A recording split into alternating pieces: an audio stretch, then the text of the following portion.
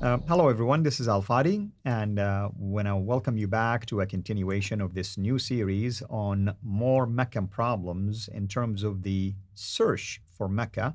And we wanted to call it And the Search Continued, simply because we are coming across more and more evidence, courtesy of Dr. J. Smith and his team, that disproves the standard Islamic narrative. Let's say, basically that it proves the holes in the narrative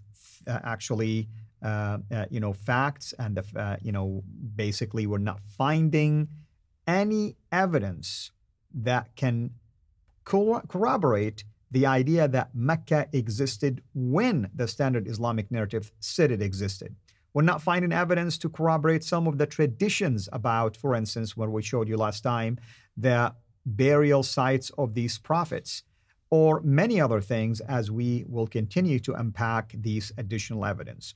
Last time, we basically concluded, and Dr. J basically made a statement as far as where do Muslims get these facts from? In other words, what are the sources that feed into the standard Islamic narrative? And we want to pick it up from here. Dr. J, welcome back. Okay, thank you. So that's the question. And obviously, you and I know the answer, but we want our viewers to understand where these sources come from. Yeah, before we really get and unpack Mecca, we've got to say, well, what are all the Muslims dependent on for everything they know? And what we're finding out is that it's not the best source. What are we talking? Let's just go back, and I want to look at this map. Let's put this map up here to show you what and who is it that, or where is it that the Muslims are going to. What they do is they always start with the idea that Muhammad it was in this part of the world that I'm pointing to right here, this dark green here. See this dark green here? That is the area that existed during the time of Muhammad's lifetime. So nothing really was controlled beyond that dark green area. I mean, there's just a little bit of Oman, but that's what you mean here is when Muhammad, according to tradition, was living, these areas converted to Islam. Right. This is part of the empire at that time. Right. According to the standard Islamic narrative, that's what they are. Once he died, then Abu Bakr comes and he then controls this part here. So you see this part here. That's all then under his control. And he is from 632 to 634. So he brings the whole peninsula under his jurisdiction. He dies peacefully, and then Umar and Uthman and Ali. So they're the last three of what we know as the righteous caliphs. Yeah, the Rashidun period. Rashidun, exactly. And that's this area here and this area here. So all of this now part is under their control, this part right in here. So that's according to what Islam tells us, not history, but what Islam tells us. And then after Umar is from 634 to 644, Uthman is from 644 to 656, and then Ali is from 656 to 661. So by 661, we're roughly 40 years after the caliphate was inaugurated in 624, roughly 40 years later, that whole area, this whole swath of land is under their control. The light green, the little bit green, and the olive green, and then the dark green. Now, once they die, then the Umayyads come over and they then enlarge the boundaries over here all the way to what is, well, Kabul, so that's Afghanistan in the east, all the way over to Spain, Andalusia is called them. Exactly. What is Spain today over in the west. So that whole swath of land is what we're talking about. And this is the whole area up until 749. So we're talking in mid-8th century, the Umayyads are in control, 661 to 749. Now, here's the problem. Who tells me all this? Where do we get this from? Right. This looks nice on a map, doesn't it? And that's where I grew up believing in and studying also. And I would suggest everybody who's watching this show, this is all that you have been told. This is all that you know. This is all that I was ever told. This is what I grew up with. This is the only thing that's taught in our universities. This is the only thing that's taught in all of our seminaries and our Bible schools. You name it, there is only one narrative, and the narrative is this. This is what we're to believe. This is what we're to be told. And all of this that I've just told you comes from what source? Well, let's look at the next slide, because this is the difficulty, and we talked about this earlier in our earlier programs. what the Islamic narrative tells us that it all happens here in Mecca and Medina. So those are the first two cities. This is where everything happens. This is where Adam and Eve come to. This is where Abraham comes to. This is where Muhammad was born in 570. This is where everything happens. The Quran is revealed here, not where anywhere outside of here. This is where all, not just Abraham. We talked about as many as 300 prophets all existed here. Even the Queen of Sheba. I had no idea. I thought she was way down here, but no, here she is up in here. So all this, it revolves around this because of what? Because of the Standard Islamic Narrative. Well, all of the writers for the Standard Islamic Narrative, they're down here. Look down here. Can you see? So you have Ibn Hisham. He is the first to write this down. Look at his dates. 833. Look at the bottom of here. 833, well, how many, after 632, how many years are we talking about? It's almost 200 years, less 2 years at least. I mean, 200 years. Yeah. 200 years later, the first reference we get to this man named Muhammad living in a place called Mecca and Medina. And right here, we don't have eyewitness account immediately. This is discounted completely. You cannot tell me that there were eyewitness accounts that corroborated the writings of Ibn Hisham, proved it, shared detailed evidence with him. You can tell me it was orally transmitted. Doesn't matter. It's the big deal. So what? That orally transmitted. Things change over time. Well, stop and think. If we as Christians were dependent on what Jesus did, we would have to go to the 3rd century. We would have to go to 200 and later to find out who Matthew, Mark, Luke, and John did not live in the 1st century. They lived in the 3rd century. Imagine if that's the case. How do we defend him? I mean, Muslim friends are attacking the gospel when it's like 20 years written or 30 years written after the time of Jesus, and they're upset with that. You have Paul's letters were written within 15 years of Christ's death. You have Matthew, Mark, Luke, and John all written within 40 years of Christ's death. Right. And here, the Muslims who are attacking us are saying that cannot be trusted. They are not looking in their own mirror. They have nothing for 200 years about Muhammad, at least for his biography. Right. As far as for his sayings, what he said, that doesn't come till Al-Bukhari. Look at Al-Bukhari. That's 870. That's 240 years after the fact. And then you have Sahih Muslim, Ibn Dawud, Tirmidhi, and all. They come after 870. And as far as the commentaries on unpacking the Quran, as far as the histories of mankind, they're introduced by Al-Tabari. Look at his date. That's 923. That is 300 years later. So 200 to 300 years is everything they're dependent on for everything they know about this man, this place, and that book. The man, the place, and the book all come and are introduced 200 to 300 years later. Thank God we don't have that problem with Christianity. Amen. Amen. But it's not just that. It's not just that. Look and see where these people lived. Take a look and see where they lived. I'm putting them up on the map there. Look at them. Boom, boom, boom. Well, we do know that Ibn Hisham was born in Basra, but he did all his work. He was kind of grew up in Cairo, but he did all his work in Baghdad over here. We know that Al-Bukhari is from Bukhara, and that's why he's called Al-Bukhari. That's right, yeah. Bukhara is way over here in Uzbekistan. We know that Al-Tabari was born and grew up here in Tabaristan. That's why it's called Al-Tabari. Tabari is called Al-Tabaristan, which is to the modern-day Iran. So there you have Uzbekistan, you have Iran, and they all did their work here in Baghdad, which is in Iraq. That is 1,100 miles away from way down here. Everything was done up here in the north. And north, exactly. North.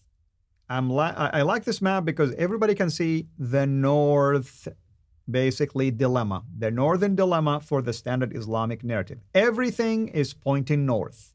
Everything is pointing north. Yes. What's more, all of these northern areas are where the Abbasids originated, and every one of these writers are from the Abbasid period. None of these are earlier than the Abbasid period, who only come into existence from 749 on.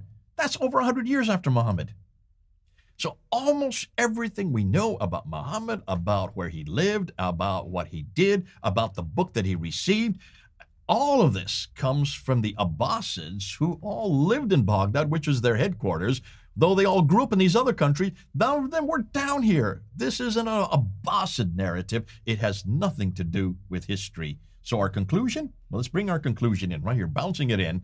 They all wrote their material hundreds of miles too far away and hundreds of years too late. Can you see why this is such a problem? Absolutely. Absolutely. And, this is why we've been hammering this idea, or hammering out this idea, that there is a northern problem when it comes to Standard Islamic Narrative. What we mean is this. For instance, where do qiblas face? They all come from north, sometimes pointing to where? To Petra.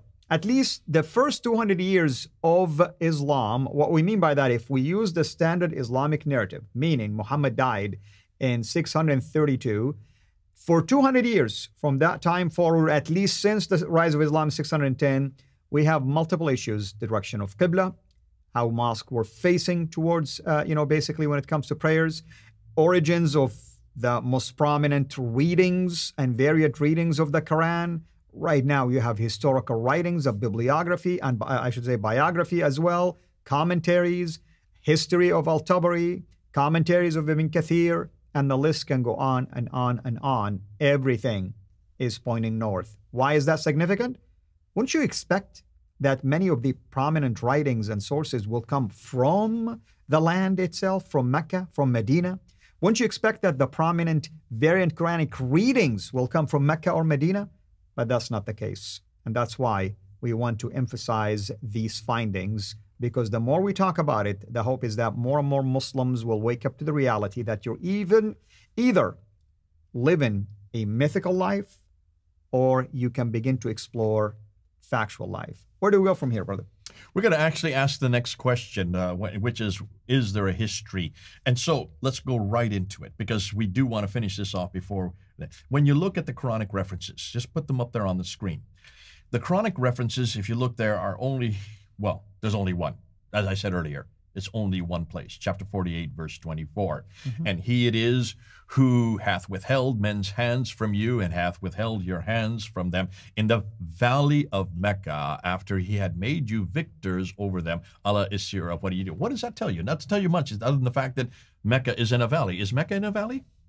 Well, I mean, if it is a valley, it's a flat valley, that's for sure. That would not what I would call a valley. And of course, that's it. That's all we know about Mecca from the Quran. If this is such an important place, if it is the greatest, the oldest city in history, it's where Abraham was, it's where all the prophets are buried, at least 300 of the prophets are buried, then why is there only one reference to it in the Quran? And really, the reference we have doesn't tell you much at all from what we do know about Mecca.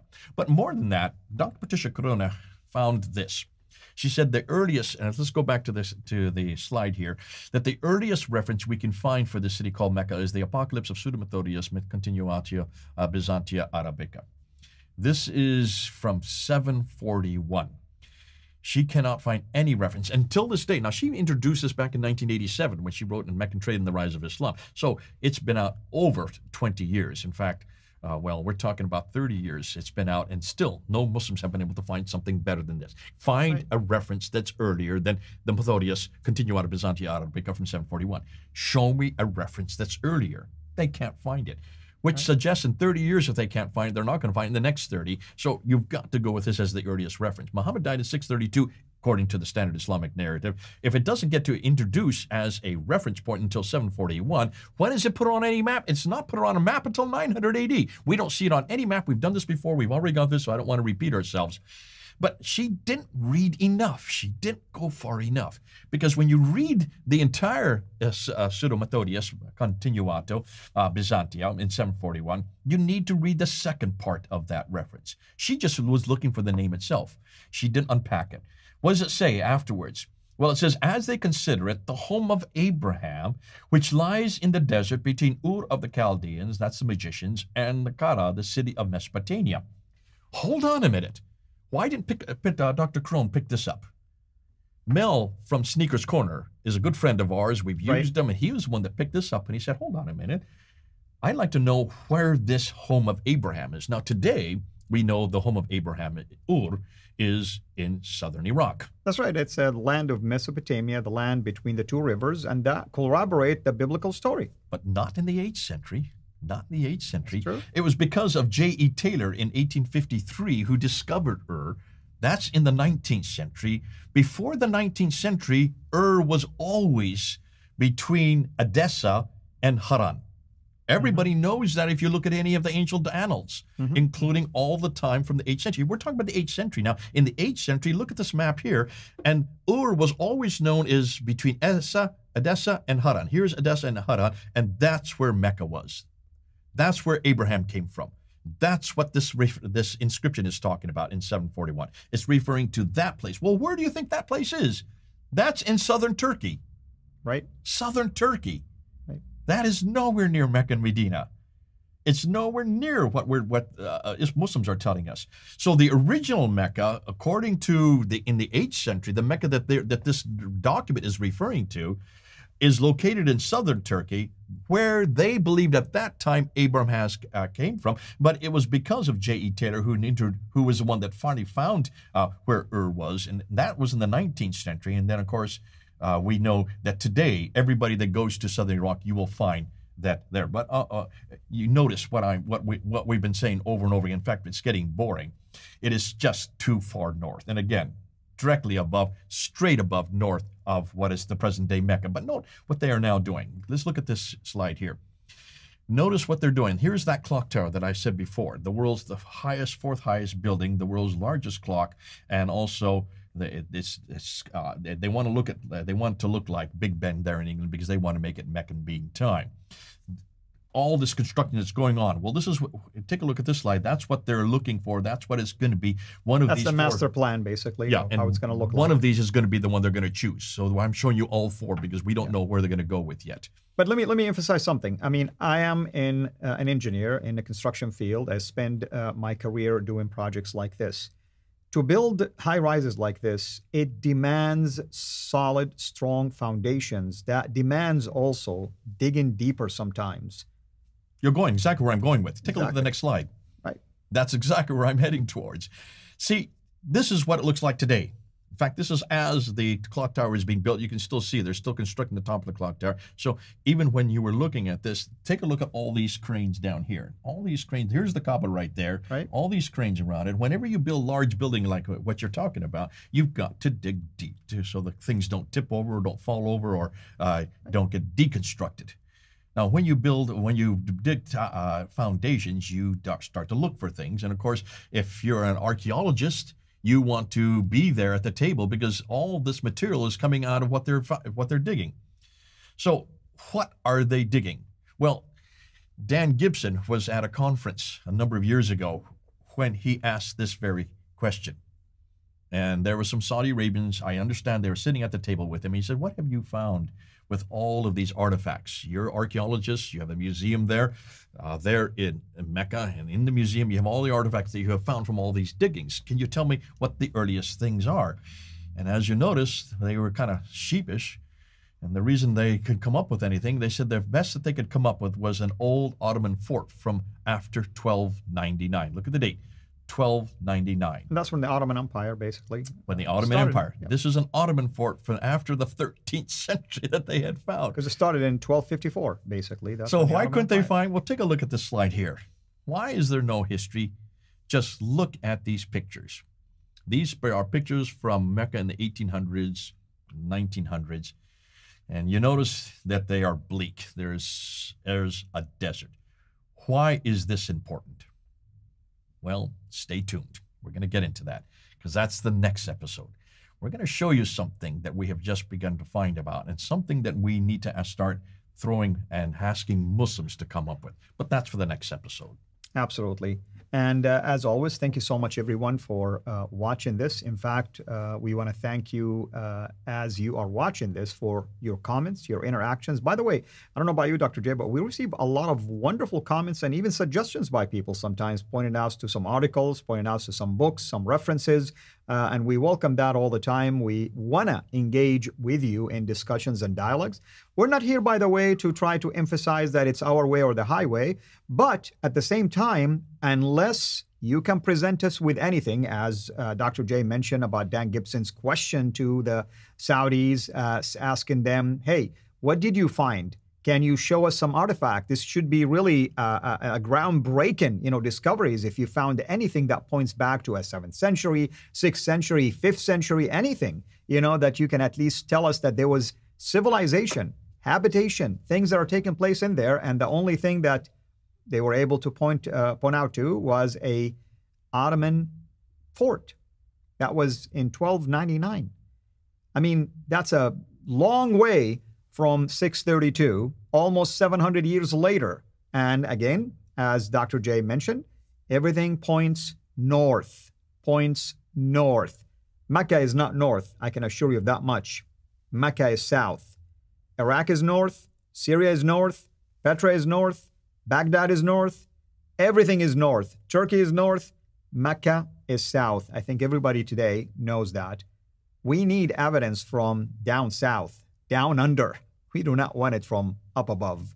And sadly, we do not have anything. And that's why I want to really go out on a limb and say, I want to commend actually Dr. Yasser Qadhi for having the courage to say there are holes in the narrative. Because of that, we are taking a lot of deep dives, Dr. Qadhi. Thank you so much. And brother, we thank you for your team, your effort, your research. This is groundbreaking. We're excited really about all of these discoveries because it's been helping a lot of us. I myself, in my own PhD, am benefiting a great deal from those kind of discoveries one way or another. So thank you everyone for tuning in. And until next time, have a blessed day. Thank you for watching this video. Be sure to like and subscribe to our channel, CIRA International, and click on the bell so that you receive notifications whenever we publish a new video or go live. I would also like to appeal to you to consider becoming a Patreon patron by clicking the link right below. By doing so, you can give towards the production of these videos. There are also other options for you where you can give to our channel. I thank you from the bottom of my heart.